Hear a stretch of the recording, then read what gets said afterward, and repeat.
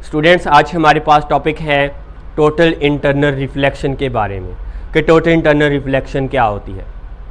हम previous lectures के अंदर रिफ्लेक्शन ऑफ लाइट पढ़ा, रिफ्रैक्शन ऑफ लाइट पढ़ा कि जब लाइट रे एक मीडियम से दूसरे मीडियम में दाखिल होती है तो किस तरह से वो रिफ्लेक्ट होती है या रिफ्रैक्ट होती है।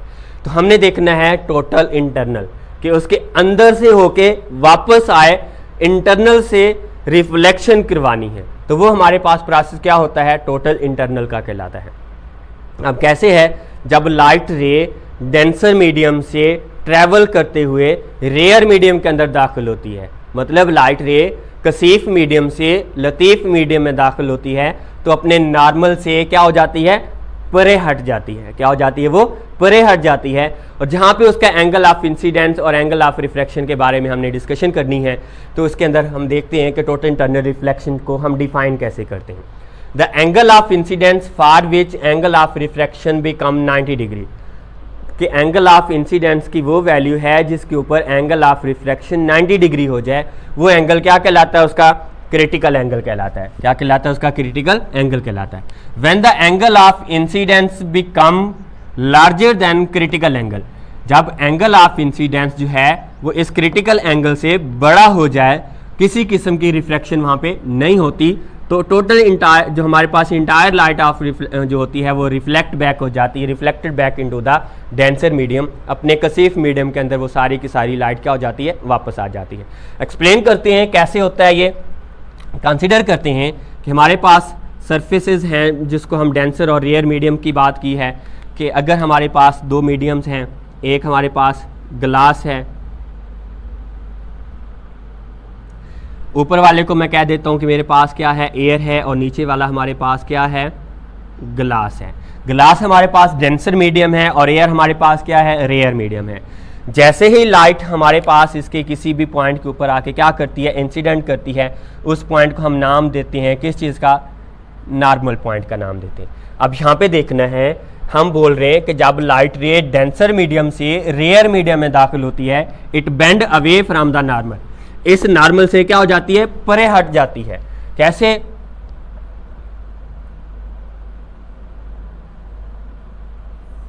अगर हमारे पास इंसिडेंट रे है तो अपने क्या होती है, ये नॉर्मल से परे हट जाती है। ये हमारे पास उसकी क्या कहलाती है, रिफ्रैक्टेड रे।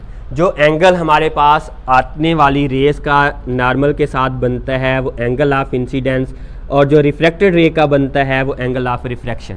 इस रे को हम कहते हैं कि हमारे पास कौन सी रे है, रिफ्रैक्टेड रे, और इसको हम कहते हैं कि हमारे पास कौन सी रे है, इंसिडेंट रे। और जहाँ पे जो बनने वाला एंगल है उसको हम कहते हैं एंगल ऑफ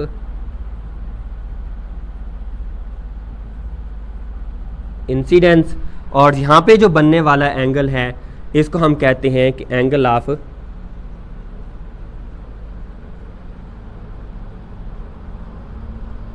रिफ्रैक्शन है।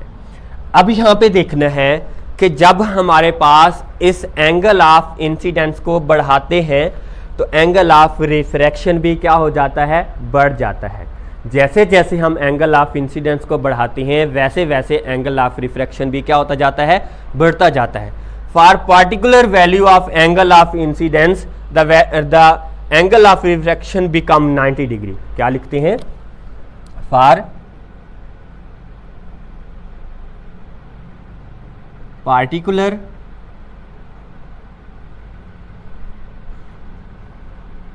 Value of angle of incidence the angle of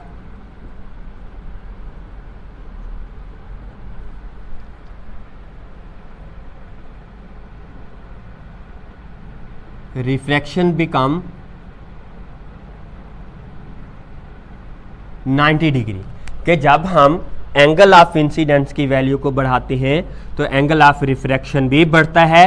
angle of refraction की वैल्यू जो है किसी एंगल ऑफ इंसिडेंस की खास वैल्यू के ऊपर कितनी हो जाती है, 90 डिग्री हो जाती है। मतलब कैसे, अब हमारे पास ये वाली डायग्राम को दोबारा से अरेंज करना है।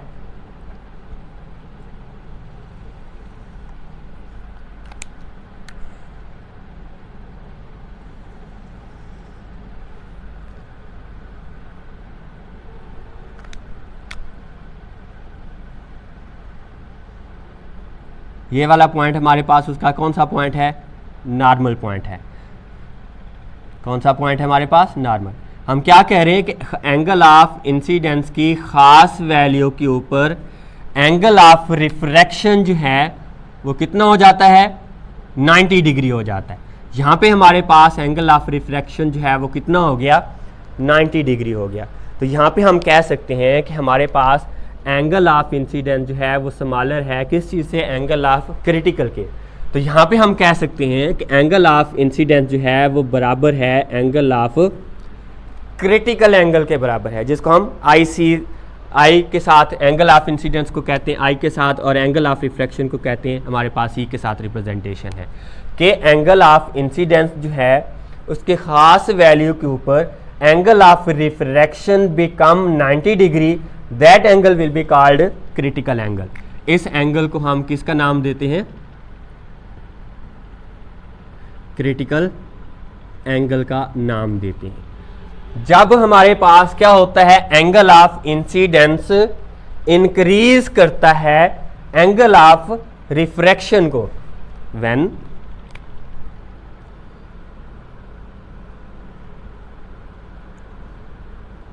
Angle of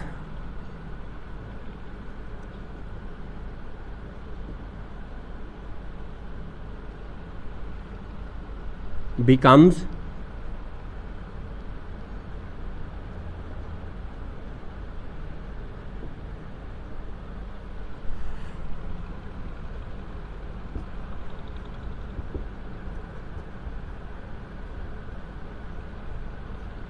critical angle, like that कि एंगल ऑफ इंसिडेंस जो है वो बड़ा हो जाता है किस चीज़ से, एंगल ऑफ क्रिटिकल से। तो हमारे पास क्या होती है, टोटल लाइट जो है किसी किस्म की वहाँ पे क्या नहीं होती, नो रिफ्रैक्शन अक्कर, क्या होती है वहाँ पे,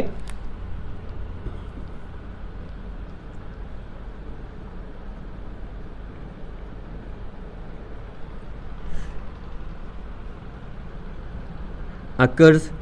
सो हमारे पास क्या होती है, इंटायर लाइट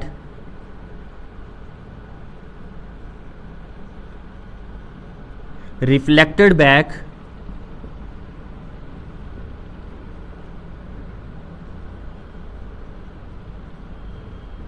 into the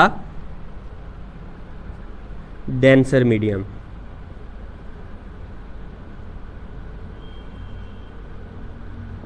तो टोटली लाइट हमारे पास किसके अंदर आ जाती है, अपने डेंसर मीडियम के अंदर। कैसे है, डायग्राम बनाएंगे इसकी दोबारा। क्या, अगर हमारे पास एयर मीडियम है और दूसरा हमारे पास कौन सा मीडियम है, ग्लास मीडियम है, जिस पॉइंट के ऊपर आके टकरा रही होती है लाइट वो हमारे पास क्या कहलाता है, उसका एंगल ऑफ इंसिडेंस कहलाता है।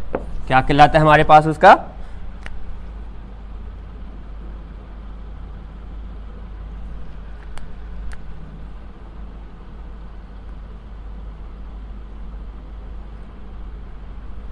जिस पॉइंट के ऊपर आके लाइट टकराती है वो पॉइंट उसका नॉर्मल पॉइंट है।